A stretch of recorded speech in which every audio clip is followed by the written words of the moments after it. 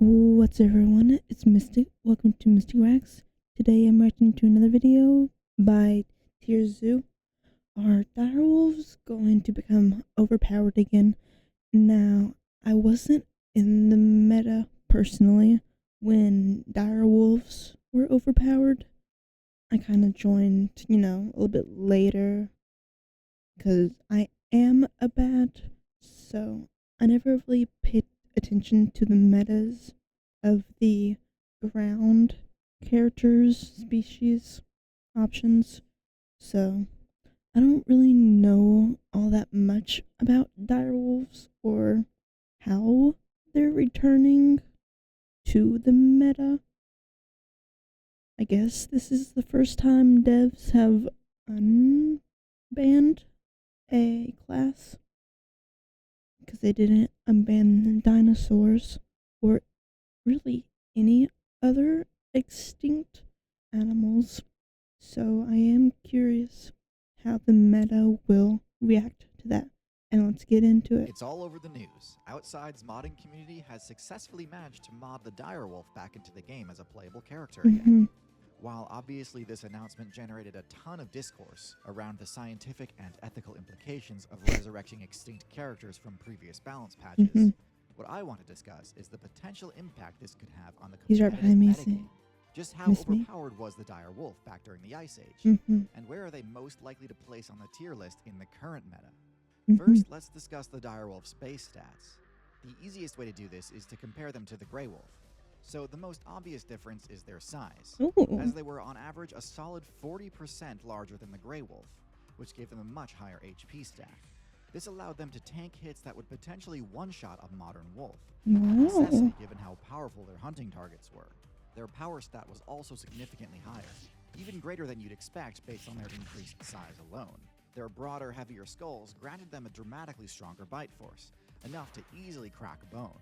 This is where the direwolf's stat superiority ends, though. The direwolf had a lower intelligence stat than modern wolves, accounting for slightly lower brain-to-body mass ratio, not so low as to preclude them from using pack hunting tactics, but definitely low enough that their ability to sense danger and avoid obvious traps apparently wasn't as sharp. Their legs were thicker and comparatively shorter, making them a bit less nimble and far less capable of distance running than the modern grey wolf. For stealth, the direwolf's bright white coat gave it a massive stealth bonus on snowy terrain, but was otherwise a bit worse than the versatile camouflage of the greys and browns of the modern wolf. Their perception abilities were more or less comparable, and the same goes for the defense stat, as both relied on their thick fur as a form of light armor. As alluded to before, for direwolves, the metagame during the Ice Age was basically constant boss rush mode. Each hunt would center around trying to bring down one of the Ice Age's many behemoths, something like a bison or a giant ground sloth. There's not as much of that in the meta for this type of game plan. Their high damage, blood loss inflicting bites, and pack hunting tactics were a devastating counter to the high HP herbivores of the time. Their lower mobility was less of an issue than you might expect. Are they really since that most big? of their hunting targets weren't going to run away anyway. Or is that another That said, even with their boosted HP compared to grey wolves, engaging Pleistocene megafauna head-on was extremely risky and could very easily have resulted in getting sent back to your respawn point if you got careless. But the larger issue was the direwolf's matchups versus the other apex predators of the Ice Age. After securing a kill, characters like the short-faced bear and Smilodon would often bully them away from the meat, and could easily delete their entire HP bar if they tried to fight back. Because of this poor matchup spread, direwolves were often forced to eat as quickly as possible, or to wait for the more dangerous players to finish looting before getting to reap the rewards of their own successful hunts. In this scenario, their incredible bite force had the bonus effect of letting them get more value out of a carcass than other predators could, as even after bears and saber-tooths were finished with it, there would still be plenty of bone marrow. I don't do too much of this hunting stuff. The direwolf has a lot in common with the spotted hyena, being a powerful hunter that can also pivot to a scavenging playstyle whenever necessary. However, even though they have similarly powerful bone-crushing bites, only the hyena spec'd into the specialized durable molars for crunching on bone. Direwolves have much less specialized teeth, made more for just general meat shearing and inflicting bleed damage. Even with their higher bite force, over-reliance on bone crunching resulted in direwolves burning through the durability of their primary weapon, dulling its effectiveness in future combat scenarios. This was a massive long-term liability, and as a consequence, the direwolf unfortunately had a very low lifespan compared to the gray wolf. Wow. But obviously the meta has shifted a lot since the Ice Age. So what would the direwolf's matchup spread look like now? Well, the biggest change between then and now is the lack of megafauna. Gigantism is simply not seen as being And it's necessary also in the more game's competitive green. landscape anymore. And so tailoring your character specifically to counter that type of build just isn't that potent of an advantage now. In fact, I would guess that their lower agility would offset any power advantage direwolves would bring to the table. Most of the current meta's key herbivores, like deer, rely solely on speed and perception to survive, and would be very difficult for a slower, bulkier wolf to catch. But with that said, direwolves would have a much easier time protecting any quarry they did manage to bring down. While grizzly bears would of course remain a threat, the matchup is nowhere near as much of a blowout as the short-faced bear was versus direwolves. In fact, even a pack of gray wolves can sometimes hold their own versus brown bears. And the direwolf's main adversary, the saber-tooth, has no modern analog in the North America server. Large cats are essentially a non-factor, while mid-sized cats like the puma would be obliterated 1v1. However, the last matchup they need to worry about is a lot more interesting. What would the matchup be like between the direwolf and the gray wolf? On its surface, it might seem like an obvious blowout. Direwolves are more powerful and can take more damage. And sure, in 1v1 combat, I don't think there'd be any doubt which character comes out ahead. But in terms of survival, the equation shifts dramatically. Direwolves were already struggling during the Ice Age. They were a popular pick for sure, but for many of the reasons already discussed, they were no top tier. Their core strategy only works well in a server filled with slow, giant targets. Gray wolves, on the other hand, have much more flexibility in their diet. When the opportunity arises for a pack to come together and bring down a large beast, gray wolves of course can and do rise to the occasion. But because of their smaller stature, they can subsist on smaller prey when necessary. Builds like the rabbit, beaver, and even fish can fill the gaps if there's ever a lack of large prey on the server. Direwolves, in addition to being too slow to reliably catch agile sprinters like rabbits, would not be able to thrive off of that diet. There's a reason that most other large predators function at least partially as generalist omnivores, with a broad skill set that can make use of a wide variety of food sources. Even though Lastly, I'm there's kind one of final an major difference omnivore, between the Ice Age like meta blood. and the modern meta, and that is the centralization around the human build. The Grey Wolf is the literal best example in the game of a character that turned the threat of the new top tier into an opportunity, becoming the human's first choice for party member and hunting teammate.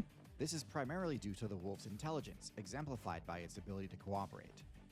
Cooperate with its wolf teammates, cooperate with ravens asking for help chasing away rivals from carcasses, and of course cooperate with humans looking for help guarding their camps and chasing down prey. Direwolves were less cooperative, even with each other. With direwolves being both less intelligent and requiring more food to survive, it's unlikely they'd have ever been able to slot into a human's party. So ultimately, I do believe the wolves already established in the meta will be able to hold their ground against these fearsome Ice Age predators. After all, they did it once before. Grey wolves were added to the game around the start of the Ice Age, and survived through the entire glaciation period and into modern day. There's little reason to expect these resurrected direwolves would fare any better against the tried and true Grey wolf now. Or is there? The fundamental assumption we've been making for this whole video is that these newly modded characters are in fact authentic direwolves. But how exactly did this group of data miners and modders go about reversing the removal of direwolves from the character select screen? You could be forgiven for assuming they simply got their hands on a former direwolf player's old save data and just copy-pasted the entire thing onto a fresh save file. If they'd done that, I would completely agree that they had indeed re-added the direwolf full stop. But no, if you take a look at the modders' dev blog, it appears their actual methodology was to take the Grey Wolf's game data and edit it to buff the Grey Wolf in a few specific areas to make it similar in size and power. Modders are so cool. Now, whether or not this counts as a true direwolf is kind of up to your own interpretation. If you modded a horse to give it a horn, did you make a rhino? If you modded a beluga whale to give it a tusk, did you make a narwhal? I could kind of see both sides of the argument here, but what I think is more important for our discussion is that these modders don't seem to have programmed in any of the direwolf's former limitations. They buffed the wolf's size and strength, sure. They even gave it a stark white coat, giving it a huge stealth bonus on snowy terrain, similar to the polar bear. But as far as I can tell, they did not nerf its mobility by giving it proportionally shorter legs, nor did they nerf the wolf's intelligence by giving it a proportionally smaller cranial cavity. And this is where I do think there's a genuine risk of these modded characters. So they just kind of either in the buffed overpowered it sense a or lot. legitimately unplayable sense. They could be extremely overpowered, possessing all the advantages of the dire wolf with zero trade-offs. But it's also possible that this modded build is so overtuned that its energy upkeep costs will be completely unmanageable. Brain size in particular is one of those traits that can easily sink a build if the payoff doesn't materialize, as brain size is one of the most calorically demanding traits in the game.